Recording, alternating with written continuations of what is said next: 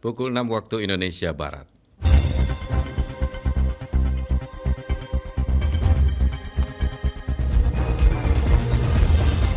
Radio Republik Indonesia Cirebon dengan berita daerah. Pembatasan mungkin kita tetap masih menjalankan tingkat level PPKM ya, karena menurut saya dengan PPKM sendiri sih sudah cukup efektif. Pihak RT atau RW setempat memberitahukan, melakukan pengajuan. Dalam melakukan pengajuan, dari pihak kami melakukan asesmen.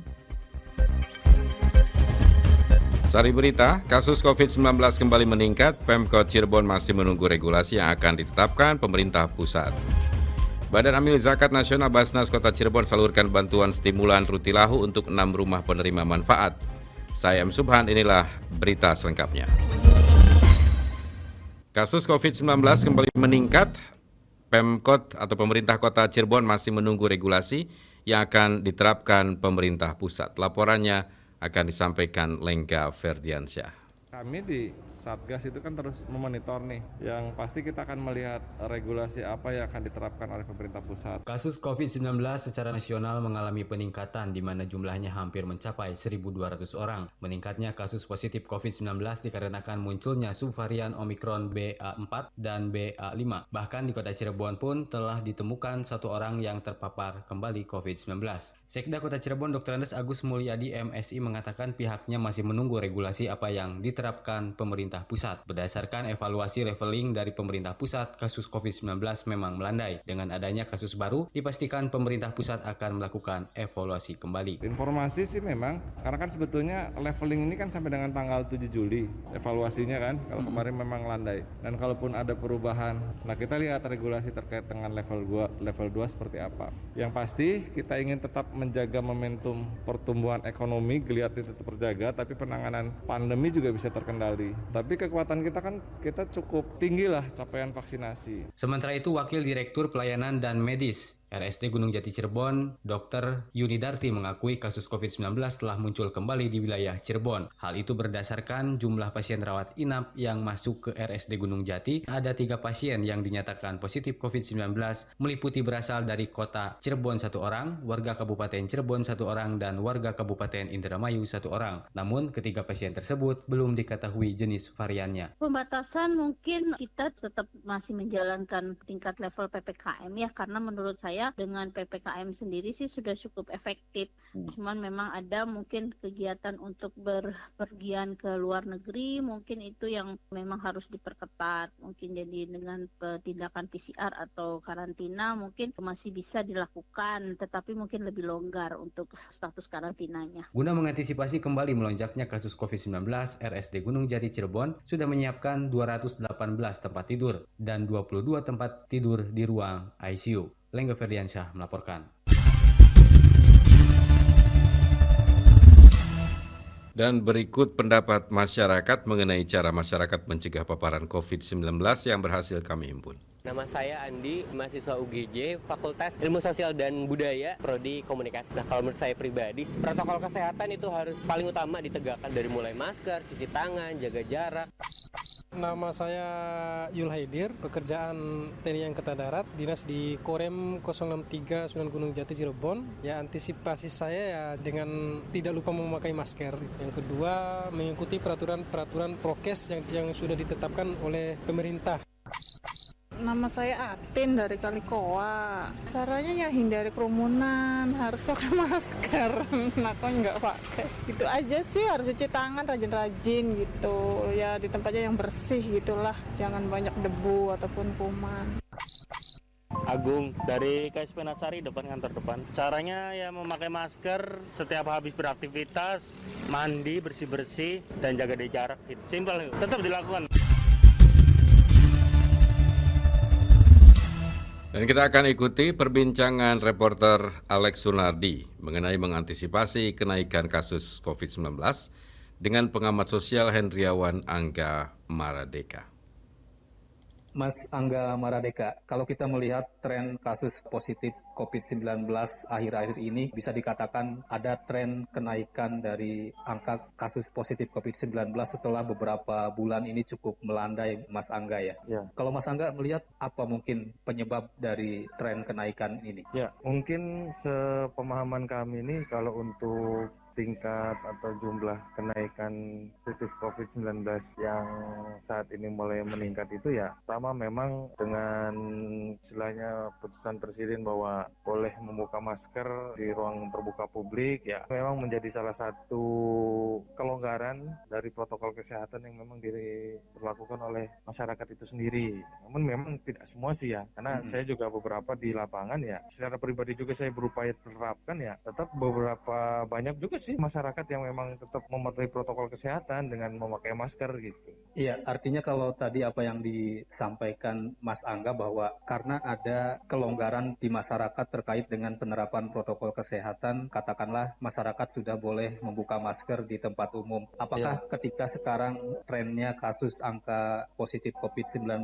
ini kembali naik, apakah perlu mungkin protokol kesehatan ini diperketat lagi seperti pada saat kemarin-kemarin, Mas Angga? Faktanya di lapangan walaupun Presiden memberikan keputusan terkait pelonggaran, beberapa di lapangan baik instansi perusahaan atau yang lain, baik swasta maupun pemerintah, tetap mewajibkan pengunjungnya atau pekerja di situ menggunakan masker gitu. Jadi sebetulnya sih kembali lagi ke kebiasaan dari masing-masing ya. Jadi memang tidak semua 100% masyarakat kita ini tetap patuh prokes gitu. Ya mungkin ya waktu masih cukup tinggi-tingginya dan ada larangan pun tetap prokes itu sangat sulit sekali diterapkan ya. Apalagi sekarang ada kelonggaran gitu. Jadi ya memang tidak bisa kita bilang 100% faktor ada kebijakan pelonggaran itu gitu. Faktanya saya masuk ke instansi atau ke perusahaan ya tetap diwajibkan memakai masker sih Mas. Tapi artinya juga mungkin tingkat kesadaran terhadap penerapan protokol kesehatan ini juga tetap harus selalu diterapkan oleh masyarakat baik saat di rumah maupun saat di luar rumah mungkin Mas ya. Iya, tetap seperti itu dan memang fokus juga ya terkait yang belum melakukan vaksinasi yang memang harus segera juga dilakukan sih ya Mas.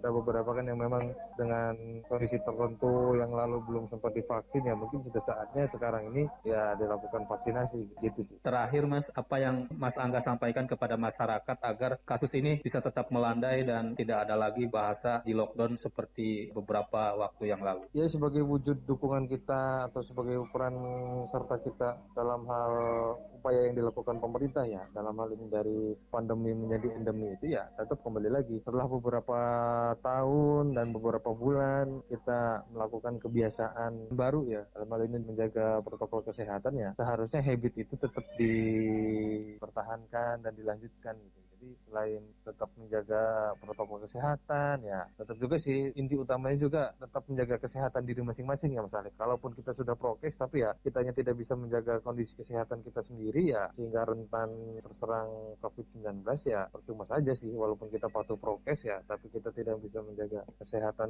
diri kita ya otomatis tetap saja ada potensi terpapar positif ya mungkin terjadi dan itu juga salah satunya yang seperti tadi saya bilang ya yang belum melakukan vaksinasi ya segera lakukan vaksinasi dengan dosis lengkap hingga ke dosis booster gitu ya. Jadi ya harapannya kalaupun ketika diuji atau dites positif ya tetap daya tahan tubuh kita masih bisa memprotek dari serangan virus COVID-19. Wakil Wali Kota Cirebon Dr. Anda Hajah Eti Herawati membuka pelatihan Taruna Siaga Bencana atau Tagana di Kompleks Kolam Renang Catherine Surya kemarin. Menurut Eti, tujuan penanggulangan bencana adalah untuk mengurangi resiko dan menekan dampak bencana terhadap masyarakat. Tagana adalah relawan sosial yang terlatih dan memiliki kepedulian dalam penanggulangan bencana. Oleh sebab itu, Tagana diharapkan memberikan perlindungan kepada masyarakat dari ancaman bencana. Tagana harus terlatih dan tanggap menghadapi berbagai ancaman atau potensi bencana. Badan Amil Zakat Nasional Basnas Kota Cirebon menyalurkan bantuan stimulan rutilahu untuk 6 rumah penerima manfaat. Kita ambil tindakan untuk membantu disesuaikan dengan kekuatan anggaran kita. Badan Amil Zakat Nasional Basnas Kota Cirebon menyalurkan bantuan stimulan rumah tidak layak huni rutilahu untuk 6 rumah penerima manfaat. Rumah yang mendapatkan bantuan stimulan diantaranya 4 rumah di daerah Derajat dan 2 rumah di daerah Karya Mulya. Bantuan tersebut disalurkan pada Rabu 22 Juni 2022. Ketua Basnas Kota Cirebon M. Taufik kepada RRI mengatakan, Program tersebut sudah dijalankan sejak tahun 2017 dengan program bernama Mari Bantu Rumah Ambruk atau Mabruk. Pelaksanaan program Mabruk disesuaikan dengan kekuatan anggaran yang ada di Basnas. Bentuk bantuannya dapat berupa pembangunan kembali rumah, renovasi, atau pemberian bantuan stimulan. Bantuan tersebut diberikan kepada penerima manfaat yang merupakan pengajuan dari pihak RT atau RW setempat. Ada pengajuan, kemudian itu pihak RT atau RW setempat memberitahukan, melakukan pengajuan. Dalam melakukan pengajuan, dari pihak kami melakukan asesmen. Setelah asesmen, ngecek apakah benar sesuai asnaf tidak, orangnya miskin atau fakir atau tidak. Setelah oke, kemudian kita rapatkan dengan pengurus, dengan pimpinan lain dan staf. Setelah itu kita ambil tindakan untuk membantu disesuaikan dengan kekuatan anggaran kita.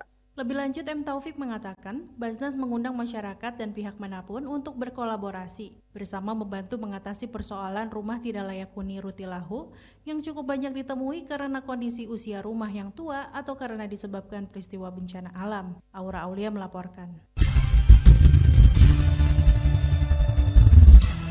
Pemerintah daerah Kota Cirebon perlu mengembangkan program masyarakat sebagai informan sebagai upaya antisipasi dan penanggulangan terorisme.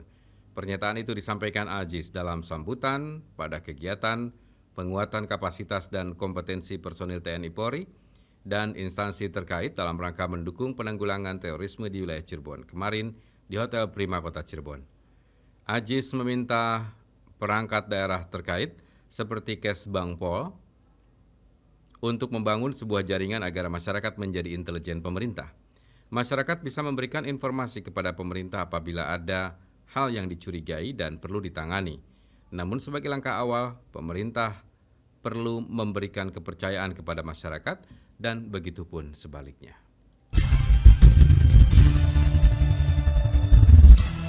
Kebutuhan mendesak dalam pengendalian penyakit mulut dan kuku atau PMK di Kabupaten Cirebon adalah pengobatan vaksinasi. Untuk pengendalian itu adalah vaksinasi. Kebutuhan pembiayaan untuk penanganan penyakit mulut dan kuku PMK di Kabupaten Cirebon sangat besar karena ternak sapi dan kerbau yang terjangkit terus bertambah. Medik Veteriner Madya Dinas Pertanian Kabupaten Cirebon, Dr. Hewan Nina Triana Murti menjelaskan, Dinas menganggarkan penyelesaian PMK 6 miliar rupiah, namun kemampuan APBD Kabupaten Cirebon hanya di angka 1 miliar rupiah.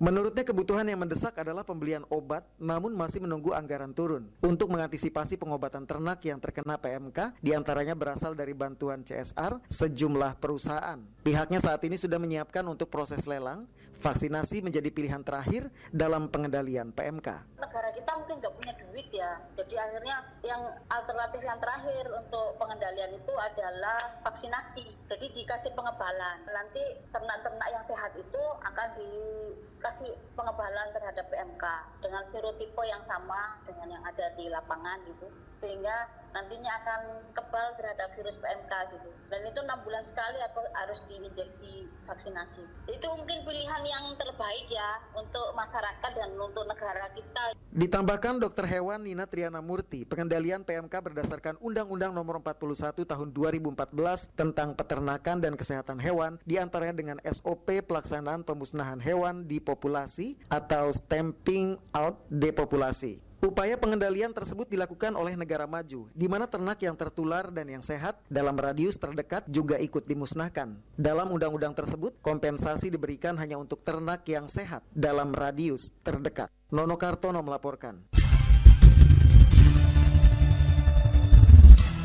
Dinas Kebudayaan dan Pariwisata Disbudpar Kabupaten Cirebon terus inventarisir dan merawat benda cagar budaya yang tersimpan di Museum Cakrabuana. Laporan Yulianti. Jadi fungsinya untuk menampung benda-benda koleksi cagar budaya. Seminar kajian koleksi Museum Cakrabuana Kabupaten Cirebon hari kedua mengangkat materi wayang golek cepak dan berokan yang hampir punah.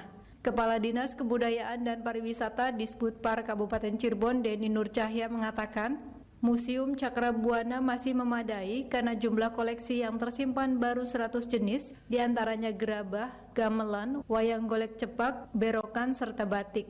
Koleksi tersebut dipesan dan kemudian disimpan dalam museum sebagai potensi budaya dan seni khas Kabupaten Cirebon. Kalau Museum Kayu Lengger Jati itu kan terjadi karena sejarah kan. Kalau ini kan bukan bangun dibikin sekarang kan. Ya bukan karena sejarah. Jadi fungsinya untuk menampung benda-benda koleksi cagar budaya. Kalau misalnya ada yang ada yang misalnya ini cuma di museum gitu. Ya museum buatan gitu. Kalau Museum Lengger Jati kan ada sejarahnya tuh. Jadi jadikan museum sehingga benda-bendanya yang dulunya dilestarikan, dijaga gitu kan keutuhannya. Kalau sini enggak, ada yang itu kita masukkan ke koleksi museum terbanyak. Jadi museumnya banyaknya tentang budaya Cirebon. Menurut Denny, pihaknya terus menginventarisir berbagai jenis koleksi budaya dan seni milik Kabupaten Cirebon dan merawatnya secara rutin.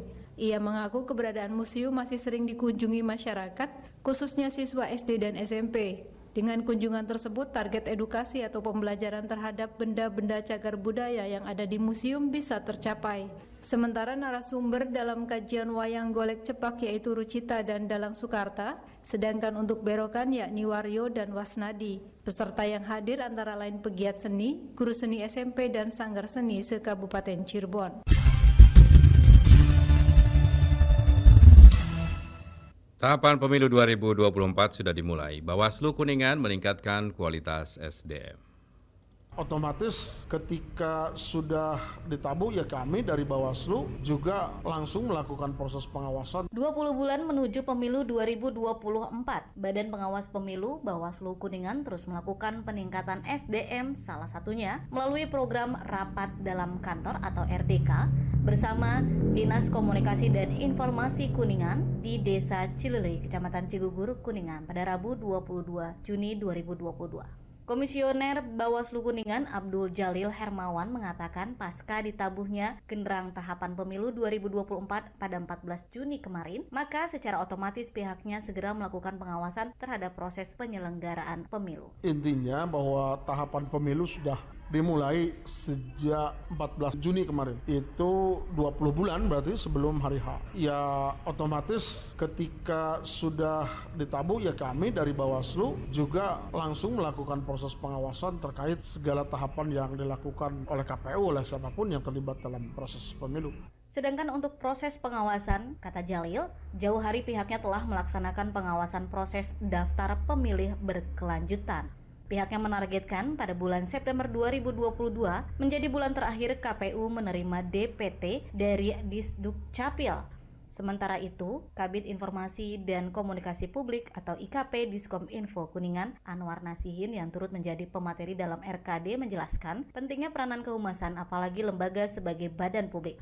Hal itu sejalan dengan Undang-Undang Nomor 14 Tahun 2008, Pasal 7, yakni lembaga publik berkewajiban menyiapkan dan menyebarluaskan informasi kegiatan. Jadi intinya gini ya, bahwa setiap masyarakat itu memiliki hak untuk mendapatkan informasi, khususnya pada lembaga publik. Dan lembaga publik ini yaitu sebuah lembaga yang didanai oleh pemerintah, baik daerah maupun pusat. Jadi bagi badan publik memiliki kewajiban untuk menyampaikan informasi kepada masyarakat atau lembaga lain. Hal ini sebagaimana diamanahkan Undang-Undang Nomor 14 Tahun 2008 Pasal 7 tentang keterbukaan informasi publik. Hadir sebagai narasumber lainnya, mendampingi Kabid IKP Anwar Nasihin, Kasih Kemitraan Diskominfo Kuningan Nana Suhendra, menjelaskan press release adalah informasi pernyataan resmi yang dikeluarkan oleh organisasi atau lembaga yang disampaikan ke media untuk dipublikasi.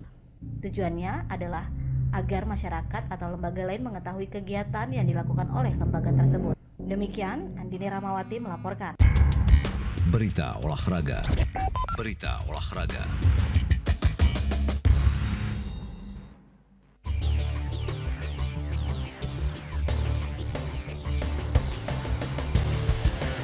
Surya Negara Archery Club siap berlaga di kejuaraan panahan Piala Presiden. Walaupun yang 9-nya itu bukan warga Desa Pamijahan, tapi karena ini membawa Desa Pamijahan, maka kami sangat antusias sekali untuk membantu dan memfasilitasinya. Desa Pamijahan, Kecamatan Plumbon mendukung atlet panahan Kabupaten Cirebon yang akan berlaga di kejuaraan panahan Piala Presiden di Bogor pada tanggal 27 Juni hingga 3 Juli mendatang. Hal ini tidak terlepas karena adanya 4 atlet asal Desa Pamijahan yang akan ikut berlaga pada kejuaraan Piala Presiden tersebut. KUU Desa Pamijahan Supono kepada RRI mengatakan 4 atlet asal Desa Pamijahan akan bergabung dengan para atlet lainnya di Piala Presiden di bawah bendera Surya Negara Archery Club, yakni klub panahan yang ada di desanya. Kebetulan yang mendaftarkan Klub Surya Negara Archery yang artinya yang dibawahi naungan pemerintah Desa Pamijahan, maka kami siapkan untuk latihan pranya di lapangan bola Surya Negara Desa Pamijahan, meningkatkan prestasi-prestasi anak-anak warga kami yang ada 4 orang, walaupun yang 9-nya itu bukan warga Desa Pamijahan, tapi karena ini membawa Desa Pamijahan, maka kami sangat antusias sekali untuk membantu dan memfasilitasi. Supono berharap di Piala Presiden nanti para atlet bisa meraih hasil terbaik sehingga mampu meraih medali dan mengharumkan nama Kabupaten Cirebon di level nasional. Alex Sunardi melaporkan.